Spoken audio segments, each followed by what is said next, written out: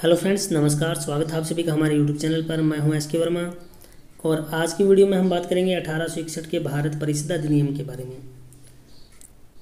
देखिए, 1857 की महान क्रांति के बाद ब्रिटिश सरकार ने महसूस किया कि भारत में शासन चलाने के लिए भारतीयों का सहयोग लेना आवश्यक है।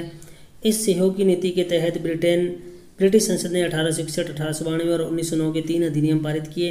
1861 का भारत परिषद अधिनियम भारतीय संवैधानिक और राजनीतिक इतिहास में एक महत्वपूर्ण अधिनियम था। देखिए क्या कहना चाहता है। ये कहना चाहता है कि 1857 की क्रांति हुई थी। 1857 की क्रांति ने ब्रिटिश लोगों को, ब्रिटिश शासनकर्ता को ये बता दिया कि यदि आप भारत में राज करना चाहते हो, भारत में शासन करना चाहते हो, तो भारतीयों को शामिल करना ज़रूरी है। अगर भारतीयों को शामिल नहीं करोगे तो आप वहाँ शासन नहीं चला सकते। तो इसी के अकॉर्डिंग क्या किया गया, 1861, 1892 और 1909 के 3 अधिनियम पारित किए गए। और आज हम वही 1861 का अधिनियम ही पढ़ने वाले हैं।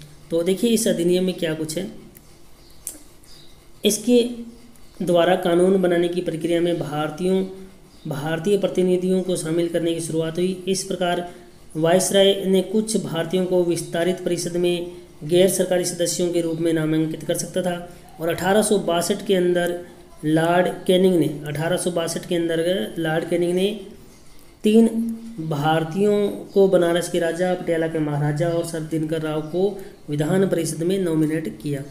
देखिए स्टार्टिंग में हम पढ़ चुके हैं कि इस अधिनियम 1861 का अधिनियम का मेन जो उद्देश्य था कि सहयोग की नीति अपनाई जाए और सहयोग की नीति के अंतर्गत भारतीयों को शामिल किया जाए। तो 1862 के अंदर लॉर्ड कैनिंग ने भी ये किया, 3 भारतीयों को सम्मिलित किया। और वो 3 जो भारतीय थे उनका जो नाम है, 3 भारतीय उनका नाम है बनारस के राजा, पटियाला के महाराजा और सर दिनकर राव। नेक्स्ट देखिए आगे।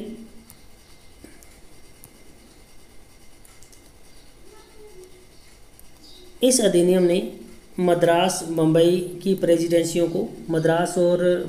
प्रेसिडेंसियों को विधायी शक्तियाँ पुनः वापस लौटा दी और विकेंद्रीकरण की प्रक्रिया की शुरुआत की। इस प्रकार इस अधिनियम ने रेगुलेटिंग एक्ट 1773 द्वारा शुरू हुई केंद्रीकरण की प्रवृत्ति को उलट दिया। और 1833 में, जो कि चार्टर अधिनियम के साथ अपने चरम पर पहुंच गई थी, इस विधायी विकास की नीति के कारण 1937 तक प्रांतों को संपूर्ण स्वायत्तता हासिल हो चुकी थी। तो देखिए कहना क्या चाहता है। आपको याद होगा 1773 का रेगुलेटिंग एक्ट। 1773 के रेगुलेटिंग एक्ट ने क्या किया था कि मुंबई और मद्रास के गवर्नरों को अधीन कर दिया था, बंगाल के गवर्नर जनरल के अधीन कर दिया था। तो बंगाल के गवर्नर जनरल के अधीन करने का मतलब विकेंद्रीकरण शुरू हो गया था। 1833 ने क्या किया, बंगाल के गवर्नर को पूरे भारत का गवर्नर जनरल बना दिया, बंगाल के गवर्नर जनरल को पूरे भारत का गवर्नर जनरल बना दिया और मुंबई और मद्रास की विधायी शक्तियों को समाप्त कर दिया। मतलब पूर्णतया केंद्रीकरण शुरू किया। और 1861 का अधिनियम ये जो है, इसने क्या किया, इसने वापस मुंबई को और चेन्नई यानी मद्रास को विधायी शक्तियाँ लौटा दी, यानी विकेंद्रीकरण की शुरुआत हुई और पहले जो केंद्रीकरण चल रहा था उसको उलट दिया।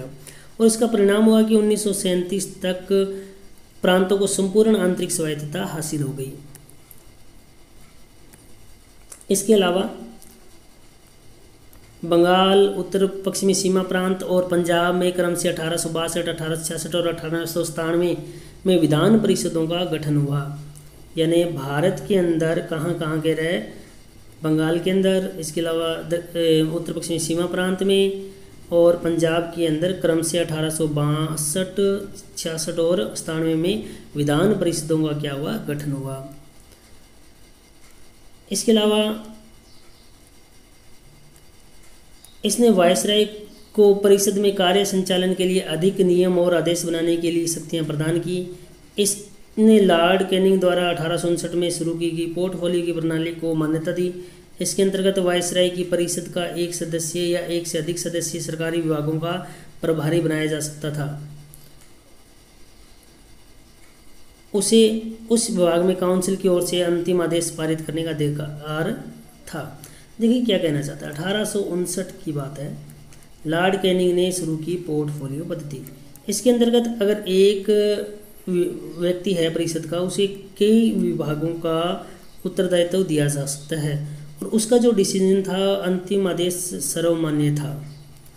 इसके अलावा इसने वायसराय को आपातकाल में बिना काउंसिल की संस्तुति के अध्यादेश जारी करने के लिए अधिकृत किया। ऐसे अध्यादेश की अवधि मात्र 6 माह होती थी। देखिए क्या कहना चाहता है, इंपॉर्टेंट है कि ये वायसराय हो गया, ये इसकी मान लो काउंसिल होगी, तो काउंसिल से संस्तुति करने की जरूरत नहीं, वायसराय स्वयं डिसीजन ले सकता था, अध्यादेश जारी कर सकता था और ऐसे अध्यादेश की अवधि 6 माह थी। तो फ्रेंड्स यह था 1861 का भारत परिषद अधिनियम, जिसमें सहयोग की नीति अपनाई गई, जिसके अंतर्गत भारतीयों को ब्रिटिश प्रशासन में सम्मिलित किया गया। तो वीडियो कैसी लगी जरूर बताएं। वीडियो अच्छी लगी हो तो हमारे यूट्यूब चैनल सब्सक्राइब कर लीजिए, बेल आइकन दबा लीजिए। बेल आइकन दबाने से आपको लेटेस्ट वीडियो को नोटिफिकेशन मिलता रहेगा। तो इस वीडियो में इतना ही, नेक्स्ट वीडियो में जल्द मुलाकात होगी, तब तक के लिए बाय, टेक केयर।